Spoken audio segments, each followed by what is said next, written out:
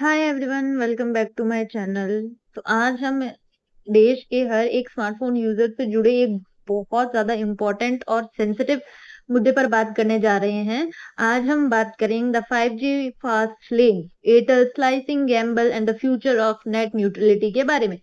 दोस्तों, इमेजिन करो कि आप और आपके दोस्त एक ही कमरे में बैठे हैं। आप दोनों एक ही एयरटेल सेल टावर से कनेक्टेड है, लेकिन जब आप वीडियो चला रहे हैं तो आपका वीडियो बार-बार बफर हो रहा है, डाउनलोड्स रुक रहे हैं। वहीं दूसरी तरफ आपके दोस्त के फ़ोन पर इंस्टेंट स्ट्रीमिंग चल रही है, वीडियो कॉल एकदम स्मूथ है। ऐसा क्यों हो रहा है? क्योंकि आप एक स्टैंडर्ड प्रीपेड यूज़र हैं और आपका दोस्त एक प्रायोरिटी पोस्टपेड यूज़र है। दोनों का टावर एक ही है, पर इंटरनेट की स्पीड में ज़मीन-आसमान का फ़र्क है। तो एयरटेल ने चुपचाप देश के टेलीकॉम मार्केट में एक ऐसा खेल शुरू कर दिया है जिसे लेकर अब पूरे देश में एक नए तरीके की डिजिटल जंग छिड़ गई है। आज इस वीडियो में हम इस पूरे केस को स्टेप बाय स्टेप समझेंगे। हमेशा की तरह वीडियो के लास्ट में इससे अगर रिलेटेड कुछ क्वेश्चंस बने then I will ask you. तो देखो, तो हमने अभी देखा कि एक ही टावर से दो अलग-अलग एक्सपीरियंसेस मिल रहे हैं। लेकिन अगर सवाल ये उठता है कि एयरटेल ने इस नए सिस्टम को किस टेक्नोलॉजी के दम पर लॉन्च किया है और इसका रेट प्लान क्या है? तो चलिए समझते हैं, इस सारी चीज़ को डिकोड करते हैं। ठीक है, तो पहला है कि अभी आपको अपनी स्क्रीन पर दिए गए इस डेटा को देखिए। इस पूरे प्लान का नाम है एयरटेल प्रायोरिटी पोस्टपेड, जिसकी शुरुआत होती है 449 पर मंथ। ठीक है, समझ आ गया? इसका पिच बड़ा साफ है। भीड़-भाड़ वाले इलाकों में भी आपको सबसे कम लेटेंसी, गारंटीड स्टेबिलिटी और सुपर फास्ट स्पीड्स मिलेगी। ये प्लान प्रीमियम यूजर्स और कॉर्पोरेट प्रोफेशनल्स को ध्यान में रखकर डिजाइन किया गया है। लेकिन इसके पीछे जो असली टेक्नोलॉजी काम कर रही है उसे कहते हैं 5G नेटवर्क स्लाइसिंग। तो अभी मैं आपको ये दिखाती हूँ। हाँ, अब हम इस पेज पर इस पूरी चीज को समझेंगे। पुराने 5G जो 4G सिस्टम रिजिड था और हार्डवेयर पर बाउंड था। उसका इसका ट्रैफिक डिस्ट्रीब्यूशन एकदम बराबर था, यानी एवरीवन शेयर्स इक्वली। जब भीड़ बढ़ती बढ़ती थी तो सारी दुनिया का इंटरनेट एक साथ स्लो होता था। लेकिन फिर आता है 5G नेटवर्क।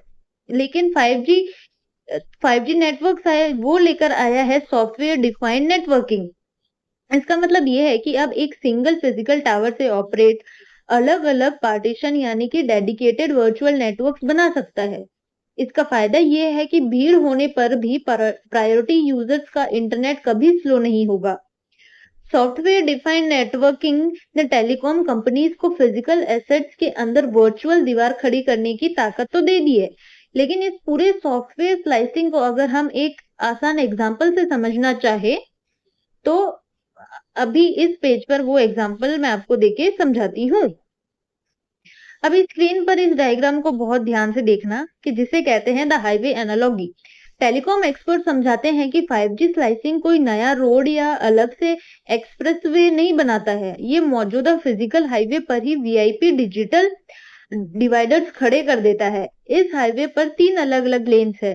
पहली है स्टैंडर्ड डेटा लेन, यानी कि यहाँ आम प्रीपेड यूजर्स की गाड़ियां एवरेज स्पीड पर चल रही है। सेकंड है प्रीमियम मीडिया लेन, यानी कि ये है एयरटेल का 449 वाला प्लान, जहां प्रीमियम यूजर्स बिना किसी ट्रैफिक के तेजी से निकल रहे हैं। फिर आता है एंटरप्राइज और क्रिटिकल लेन। तो ये लेन आईओटी डिवाइसेस और इमरजेंसी इंफ्रास्ट्रक्चर के लिए बिल्कुल जीरो फ्रिक्शन पर वार्डेड है। ठीक है, इसका एक लाइव स्ट्रेस देखिए। इमेजिन करो कि एक स्टेडियम है जहां 30,000 लोग एक ही कॉन्सर्ट देख रहे हैं और सभी एक साथ वीडियो अपलोड करने की कोशिश करते हैं। तो स्टैंडर्ड एक्सपीरियंस क्या होगा कि आम यूजर्स के लिए पूरा नेटवर्क जाम हो जाता है, अपलोड फेल होने लगते हैं और सीवियर थ्रॉटलिंग होती है। प्रायोरिटी स्लाइस में क्या होगा, लेकिन उन 30,000 में से जिन 2,000 लोगों ने प्रीमियम प्लान लिया है, उनका डेटा बिना रुके इस वीआईपी स्लाइस से बाईपास हो जाता है और उनका अपलोड सीमलेस चलता रहता है। तो स्टेडियम का जाम बाईपास करना सुनने में तो बहुत ही अच्छा लगता है, लेकिन यहाँ पर आकर टकराता है हमारे देश का एक बहुत बड़ा कानून, जिसे हम नेट न्यूट्रलिटी कहते हैं। चलिए अब देखते हैं कि कानून की दीवार इस वीआईपी एंट्रेंस के बारे में क्या कहती है। अब हमारे सामने खड़ा है सबसे बड़ा सवाल, the policy road block. Net neutrality का मतलब बड़ा साफ है, इंटरनेट सर्विस प्रोवाइडर्स को इंटरनेट पर चल रहे हर एक ट्रैफिक को पूरी तरह बराबर ट्रीट करना होगा। इंटरनेट हमेशा ओपन, इक्वल और नॉन डिस्क्रिमिनेटरी होना चाहिए। नेट न्यूट्रलिटी के 3 कोर पिलर्स होते हैं। नो ब्लॉकिंग, आप किसी भी लीगल कंटेंट को ब्लॉक नहीं कर सकते हैं। सेकंड है नो थ्रॉटलिंग, आप किसी स्पेसिफिक वेबसाइट या सर्विस को जानबूझकर स्लो नहीं कर सकते हैं। थर्ड है नो पेड फास्ट लेन, जहां भारत का इतिहास दिया गया है, सॉरी कौन सा था, नो पेड फास्ट लेन, हाँ। और सबसे इम्पोर्टेंट मुद्दा, आप पैसे लेकर किसी के लिए प्रोफेशनल स्पीड या फास्ट लेन नहीं बना सकते हैं। तो अभी आगे देखते हैं कि जहां भारत का इतिहास दिया गया है, साल 2016 में फेसबुक ने हमारे देश में फ्री बेसिस लॉन्च करने की कोशिश की थी, जहां कुछ वेबसाइट्स फ्री थी और बाकियों के पैसे लगते थे। देश की जनता ने इसका बहुत ज्यादा विरोध किया। ठीक है, नतीजा ये हुआ कि साल 2018 में हमारे टेलीकॉम रेगुलेटर TRAI ने फ्री बेसिक्स को ब्लॉक कर दिया और दुनिया का सबसे स्ट्रिक्ट प्रो न्यूट्रलिटी फ्रेमवर्क बनाया, जिसमें पेड प्रायोरिटाइजेशन को पूरी तरह बैन कर दिया गया। साल 2018 का वही कानून आज एयरटेल के सामने खड़ा है। क्रिटिक्स का कहना है कि अगर इस स्लाइसिंग को अलाउ किया गया तो हमारे इंटरनेट 2 अलग-अलग हिस्सों में बढ़ जाएगा। तो चलिए देखते हैं कि इस इंटरनेट क्लास सिस्टम से आम कंज्यूमर्स का क्या नुकसान होगा। इस पेज पर आपको ये जो पिरामिड दिख रहा है, ये आज के भारत की डेमोग्राफी रियलिटी दिखाता है। हमारे देश का telecom market highly price sensitive है और इसमें सबसे बड़ा बेस प्रीपेड यूजर्स का है। क्रिटिक्स का सबसे बड़ा डर यही है कि अगर 5G स्लाइसिंग के नाम पर सुपीरियर एक्सेस सिर्फ प्रीमियम पोस्टपेड यूजर्स को दी गई, तो गरीब कंज्यूमर्स हमेशा के लिए एक सेकंड क्लास स्लो इंटरनेट पर फंस जाएंगे। उनका कोर आर्गुमेंट यही है कि इंटरनेट की क्वालिटी इनकम लेवल से तय नहीं होनी चाहिए। अगर आपके पड़ोसी ने 449 रुपीज का रिचार्ज किया है, तो उसकी वजह से आपका इंटरनेट नेटवर्क डिग्रेड नहीं होना चाहिए। लेकिन लेकिन यहाँ पे है एयरटेल स्ट्रेंथ, यानी कि एयरटेल का क्या पक्ष है वो देखिए। एयरटेल का कहना है कि लोग उन्हें गलत समझ रहे हैं। उनका डिफेंस बड़ा स्ट्रांग है। पहला है कि quality differentiation, not content differentiation, यानी कि एयरटेल का कहना है कि वो किसी वेबसाइट जैसे नेटफ्लिक्स या यूट्यूब के साथ भेदभाव नहीं कर रहा है। स्लाइस के अंदर सारी वेबसाइट्स बराबर चलेगी। फिर है नो आर्टिफिशियल थ्रॉटलिंग, यानी कि वो प्रीपेड यूजर्स को जानबूझकर स्लो नहीं कर रहे हैं, बल्कि प्रायोरिटी यूजर्स को सिर्फ एडवांस नेटवर्क एफिशिएंसी दे रहे हैं। ये नेटवर्क ऑप्टिमाइजेशन है, डिस्क्रिमिनेशन नहीं है। एयरटेल इस नेटवर्क ऑप्टिमाइजेशन में कह रहा है कि ये उसने अपनी सारी जो मतलब कि वो अपने डिफेंस में जो बोल सकता था, उसने ये सारी चीजें रखी। ठीक है, पर सवाल ये है कि हमारा जो रेगुलेटर है TRAI, इसे किस तरह चेक करेगा। ठीक है, ट्राई की चेकलिस्ट में क्या पॉइंट्स है और टेलीकॉज अचानक इतने डेस्परेट क्यों हैं। तो चलिए चलते हैं इसके इकोनॉमिक एनालिसिस पर। अभी इस पे जो ये डायग्नोस्टिक मैट्रिक्स दिख रहा है आपको, जिसे हम कहते हैं the TRAI examination checklist. TRAI इस प्लान को पास करने से पहले 3 बड़े सवाल चेक करेगा। पहला सवाल ये है कि क्या ये सर्विस नॉन प्रायोरिटी या प्रीपेड यूजर्स के साथ एक्टिवली डिस्क्रिमिनेट करती है। सेकंड, क्या स्टैंडर्ड यूजर्स का इंटरनेट जानबूझकर स्लो किया जा रहा है ताकि प्रीमियम स्लाइस को तेज दिखाया जा सके। थर्ड ये सवाल है कि क्या बैंडविड्थ को पूरी तरह वॉल ऑफ करके एक एक्सप्लिसिट पेड फास्ट लेन बनाया जा रहा है। अगर ये सिर्फ ऑप्टिमाइजेशन निकला तो पास हो जाएगा, पर अगर पेड प्रायोरिटाइजेशन निकला तो बैन हो जाएगा। ठीक है, लेकिन अब आप एक चीज देखिए कि वाई टेलीकॉज आर डेस्परेट, कि टेलीकॉम कंपनीज इतनी डेस्परेट यानी कि मजबूर क्यों है। तो पहला है द जियो इफेक्ट, यानी कि जियो के आने के बाद भारत में मोबाइल डेटा दुनिया में सबसे सस्ता हो गया था, प्रॉफिट मार्जिन खत्म हो गए। फिर है 5G कॉस्ट बर्डन, कंपनीज ने 5G स्पेक्ट्रम खरीदे, फाइबर बिछाने और टावर लगाने के लिए लाखों करोड़ों रुपए का कर्जा लिया। ठीक है, फिर है ड्यूपोली थ्रेट। आप समझते हैं ये ड्यूपोली थ्रेट क्या है।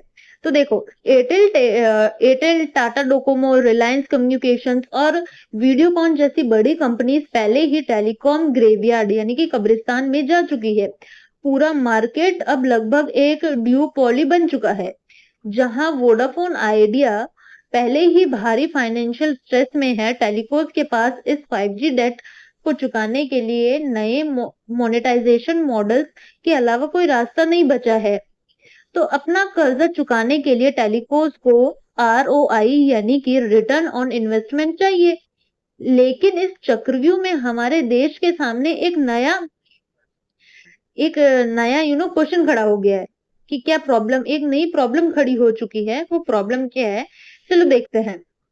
अब इस आखिरी पार्ट को बहुत ही ध्यान से समझना। इसे एक्सपर्ट्स कहते हैं द इंडिया टेलीकॉम ट्रिलेमा। ठीक है, एक रेगुलेटर के लिए इस ट्रायंगल के तीनों कोनों को एक साथ बैलेंस करना मैथमेटिकली इम्पॉसिबल लग रहा है। टेलकोस को इतना कमाना होगा कि वो अपना कर्जा चुका सके, डिजिटल इक्विलिटी, नेट न्यूट्रलिटी बचानी होगी ताकि प्रीपेड यूजर्स का नुकसान ना हो, नेक्स्ट जनरेशन एडवांसमेंट, और देश को 6G और AI के लिए नया इन्वेस्टमेंट भी चाहिए। अगर आप स्लाइसिंग पर पूरी तरह रोक लगाओगे तो टेलीकॉम कंपनीज डूब जाएगी। अगर आप स्लाइसिंग अलाउ करोगे तो इक्वल इंटरनेट का ढांचा टूट जाएगा। तो देखो, ट्राई और सरकार एयरटेल के इस प्लान पर जो भी फैसला सुनाएगी वो हमारे देश के आने वाले 6G रोल आउट और AI इंटीग्रेशन का लीगल और टेक्निकल बैकबोन तय करेगा। खेल अब सिर्फ इंटरनेट चलाने का नहीं है, मुद्दा ये है कि क्या भविष्य के इंटरनेट में अमीरों के लिए कोई अलग VIP एंट्रेंस होगा या नहीं होगा। तो दोस्तों, हमने पूरी रिपोर्ट का इकोनॉमिक और टेक्नोलॉजिकल एनालिसिस किया है। ठीक है, अभी इससे जो रिलेटेड क्वेश्चंस बन सकते हैं वो मैं आपसे पूछती हूँ कि 4G नेटवर्क्स के मुताबिक 5G आर्किटेक्ट की वो कौन सी रिवोल्यूशनरी कैपेबिलिटी है जो डेडिकेटेड वर्चुअल नेटवर्क बनाने की इजाजत देती है। ये सबसे पहला क्वेश्चन है। दूसरा है कि नेट न्यूट्रलिटी के नियम के तहत ISPs के लिए क्या करना पूरी तरह प्रोहिबिटेड है, यानी कि बैन है। थर्ड है, स्लाइसिंग को लेकर एयरटेल का क्या ऑफिशियल स्टैंड दावा है। ये जो दावा है ये तो कोई स्टेट PCS में पूछा जा सकता है। बाकी जो पहले के 2 क्वेश्चन है वो वनडे एग्जाम्स में आ सकते हैं। तो दोस्तों, आज हमने तय किया कि कैसे टेलीकॉम इंफ्रास्ट्रक्चर हमारे डिजिटल राइट्स को इम्पैक्ट करता है। अगर आपको आज का ये टेक्निकल और इकोनॉमिक डीप डाइव पसंद आया हो तो वीडियो के कमेंट्स में VIP लेन डिबेट जरूर लिखना। वीडियो को लाइक करें, दोस्तों के साथ शेयर करें और चैनल को सब्सक्राइब करना मत भूलना। सतर्क रहिए, पढ़ते रहिए। मिलते हैं अगले एक जोरदार एनालिसिस में। तब तक के लिए जय हिंद, जय